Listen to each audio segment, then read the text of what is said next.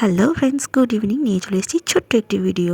তো সরস্বতী পুজোর দিনকেই এটা সকালবেলা তো বেরিয়েছিলাম বড়বাবুর সাথে। তারপর বিকেলের দিকে আমি তো আগেই বলেছিলাম আমার বাপের বাড়িতে 23শে জানুয়ারির দিনকে ভীষণ অনুষ্ঠান হয় এখানে।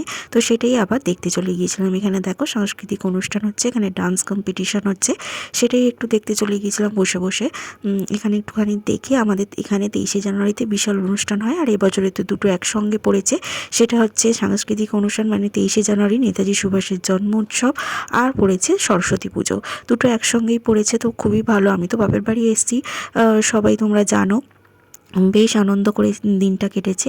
আর এদিকে তো সরস্বতী পুজো মানেই হচ্ছে গোটা রান্না, আর গোটা রান্না খাবো না সেটা তো কখনোই হতে পারে না।